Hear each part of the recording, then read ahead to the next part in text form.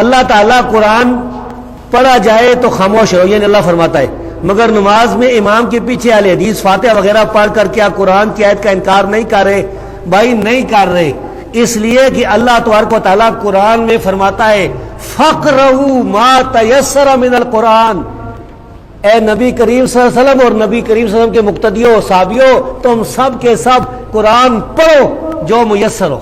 سورہ مزمل میں اب وہ سیاق و سباق دیکھیں، نبی صلی اللہ علیہ وسلم نماز پڑھاتے تھے، صحابہ کے آپ کے ساتھ صحابہ نماز پڑھتے تھے۔ ان کس طرح آتا ہے ان ربک یعلم انک تقوم ادنی من ثلثی اللیل وثلثہ ونصفہ وطائفۃ من الذین آمنوا معک من الذین معک۔ تو یہ اصل میں قرآن یاد بھی ہونا، تو جب بیان آدمی کر رہا ہو تو کدھر آتا ہے ذہن میں، پیچھے سے آیت پڑھتے جائے تو پھرتی ہے۔ تو بہرحال اللہ فرماتا ہے فَقْرَؤْا مَا تَيَسَّرَ مِنَ الْقُرْآنِ، تو اس پر ہم عمل کرتے ہیں۔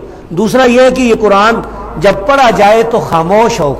یہ آیت جو ہے بھائی آپ کے بزرگ کہتے ہیں یہ کافروں کے بارے میں نازل ہوئی ہے، مسلمانوں کے بارے میں نہیں نازل ہوئی۔ کافر کیا کرتے تھے؟ اگر آپ لوگوں کا یہ خیال ہے کہ نبی صلی اللہ علیہ وسلم قرآن پڑھتے تھے تو صحابہ شور مچاتے تھے، نہیں سنتے تھے، یہ خیال غلط ہے، یہ بالکل ثابت نہیں۔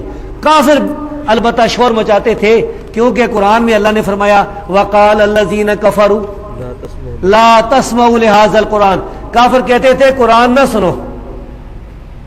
اللہ کیا فرماتا ہے فَاسْتَمِعُوا وَإِذَا قُرِئَ الْقُرْآنُ فَاسْتَمِعُوا لَهُ، سنو قرآن۔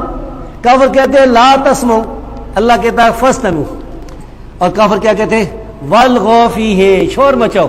اللہ فرماتا ہے وَأَنصِتُوا، خاموش ہو جاؤ۔ کافر کہتے تھے لعلکم تغلبون، اللہ فرماتا ہے لعلکم ترحمون، غالب نہیں تم پر رحم کیا جائے۔ سبحان اللہ۔